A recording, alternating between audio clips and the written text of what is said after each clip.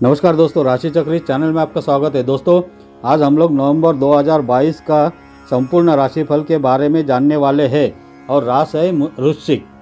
तो वृश्चिक राशि के जातकों के लिए नवंबर का महीना थोड़ा उतार चढ़ाव से भरा रहने वाला है। इस महीने की शुरुआत जरूर कुछ कमज़ोर हो सकती है, लेकिन महीने का उत्तरार्ध आपके लिए कई मायनों में बेहतर रहने की संभावना है। इस महीने में छोटी मोटी यात्राओं के योग बनेंगे। यात्राओं के दौरान सावधानी रखना आवश्यक होगा। नवंबर का यह महीना आपके जीवन के लिए कैसा रहेगा और परिवार, करियर, स्वास्थ्य, प्रेम आदि क्षेत्रों में आपको कैसे फल प्राप्त होंगे, यह जानने के लिए कृपया ये वीडियो पूरा देखें। तो करियर के दृष्टिकोण से देखें तो वृश्चिक राशि के जातकों के लिए यह महीना अनुकूल साबित होगा।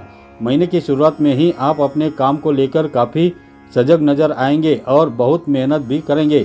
आपके द्वारा किए गए प्रयास सफल भी होंगे। आपको नौकरी के सिलसिले में विदेश जाने का मौका भी मिल सकता है और वहां पर आप काफ़ी अच्छी स्थिति में रहेंगे और खुद को गौरवान्वित महसूस करेंगे, क्योंकि आपके काम की सराहना भी होगी।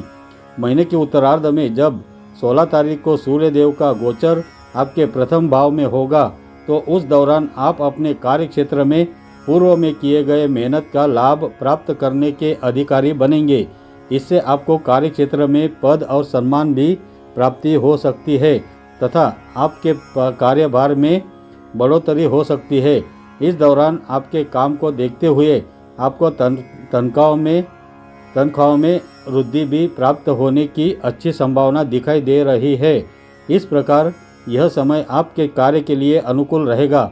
छठे भाव के स्वामी मंगल महाराज कुंडली के अष्टम भाव में वक्री अवस्था में होने से उतार चढ़ाव भी आएंगे और कुछ विरोधी भी प्रबल होंगे, लेकिन महीने के उत्तरार्ध में जब मंगल महाराज सप्तम भाव में वक्री गति से प्रवेश करेंगे तो उन सभी में कमी आएगी और आप अपने विरोधियों पर जीत दर्ज करने में कामयाब जरूर रहेंगे। यदि आप कोई व्यापार करते हैं तो महीने की शुरुआत कुछ कमज़ोर हो सकती है, क्योंकि सप्तम भाव के स्वामी शुक्र द्वादश भाव में सूर्य, बुध और केतु के साथ होंगे तथा राहु महाराज छठे भाव में विराजमान रहेंगे। हालांकि इस दौरान विदेशी संपर्कों से लाभ मिलेगा। यदि आप किसी मल्टीनेशनल कंपनी या किसी विदेशी माध्यम से जुड़कर कोई व्यापार करते हैं तो यह समय आपको उत्तम प्रगति प्रदान करके रहेगा। इसके बाद जब 11 तारीख को शुक्र का गोचर प्रथम भाव में होगा और फिर 13 तारीख को बुध भी आपकी ही राशि में प्रवेश कर देंगे तो व्यापार की स्थितियां और अधिक सुधर जाएगी तथा सूर्य देव जी 16 तारीख को प्रथम भाव में आकर सप्तम भाव को पूर्ण दृष्टि से देखेंगे। इससे सरकारी क्षेत्र की योजनाएं आपके लिए फायदेमंद साबित होगी और आपका व्यापार अच्छी गति से आगे बढ़ेगा।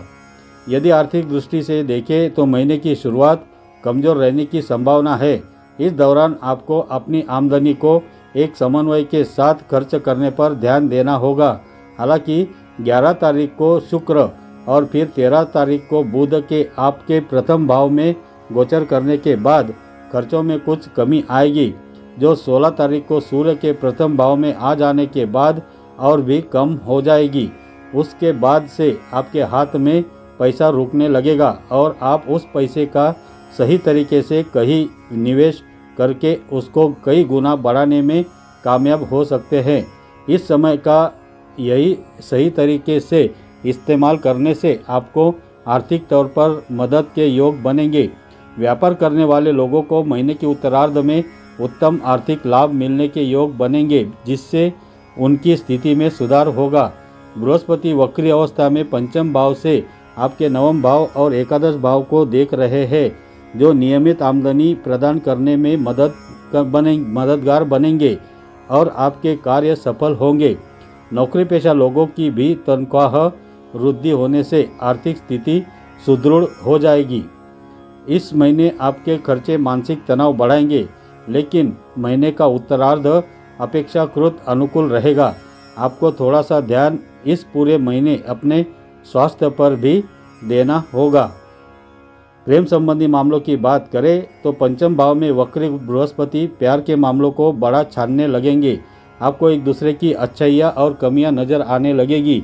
हालांकि यह आपकी मदद करेगा एक दूसरे को और अच्छे से पहचानने में, और यदि आप दोनों अपनी जगह पर सही है तो आप दोनों विवाह करने के लिए एक मत हो सकते हैं और इस दिशा में प्रयास करने की ओर आगे बढ़ेंगे। यानी कि यह समय आपके प्रेम जीवन को मजबूत बनाएगा और आप दोनों का एक दूसरे पर विश्वास बढ़ेगा। शनि महाराज की पंचम भाव पर दृष्टि बीच बीच में आपकी परीक्षा भी लेगी, जो आपके प्रेम की पराकाष्ठा को जानने का प्रयास करेगी और आपको एक दूसरे की आवश्यकता अनुसार मदद भी करनी होगी। यही आपकी रिलेशनशिप के लिए आवश्यक होगा और इसी से आपका रिलेशनशिप मजबूत भी होगा। यदि विवाहित लोगों की बात करें तो सप्तम भाव के स्वामी शुक्र महाराज द्वादश भाव में बुध, केतु और सूर्य के साथ विराजमान है तथा कुंडली के अष्टम भाव में मंगल महाराज बैठे हुए हैं और छठे भाव में राहु महाराज विराजमान है। इसलिए आपके आपसी संबंधों में कमी आ सकती है, लेकिन शुक्रदेव और बुधदेव के प्रथम भाव में सप्तम भाव पर दृष्टि डालने के कारण दाम्पत्य जीवन में प्रेम बढ़ेगा और एक दूसरे के प्रति समर्पण की भावना का विकास होगा। यदि आपके पारिवारिक जीवन की बात करें तो दूसरे भाव के स्वामी बृहस्पति महाराज कुंडली के पंचम भाव में वक्री अवस्था में है तथा मंगल महाराज वक्री अवस्था में अष्टम भाव से दूसरे भाव पर पूर्ण दृष्टि डाल रहे हैं। इसके परिणाम स्वरूप पारिवारिक जीवन में उतार चढ़ाव की स्थिति रहेगी। एक और परिवार वाले आपको आगे बढ़ने के लिए प्रेरित करेंगे और आपका साथ देंगे। वही परिवार में कुछ कहासुनी होने की भी संभावना रहेगी। आपको भी अपनी वाणी पर नियंत्रण रखना होगा। चतुर्थ भाव पर किसी भी ग्रह की दृष्टि न होने के कारण पारिवारिक जीवन में सुख सुविधाएं रहेगी। चतुर्थ भाव का स्वामी शनि आप अपने भाव से द्वादश भाव में गोचर कर रहा है।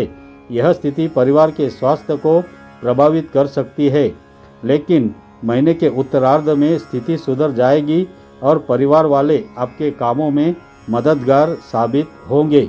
उपाय है, आपको मंगलवार के दिन बरगद के पेड़ पर कच्चा दूध अर्पित करना चाहिए। मंगलवार के दिन हनुमान जी के मंदिर जाकर हनुमान चालीसा का पाठ जरूर करें। बृहस्पतिवार के दिन पीपल और केला वृक्ष को जल से सींचना भी आपके लिए लाभदायक रहेगा। तो दोस्तों, अगर ये जानकारी आपको पसंद आई है तो कमेंट ज़रूर कीजिए, और अगर ये वीडियो आपको पसंद आया है तो इसको लाइक कीजिए, शेयर कीजिए और अपने इस चैनल को सब्सक्राइब ज़रूर कीजिए। धन्यवाद।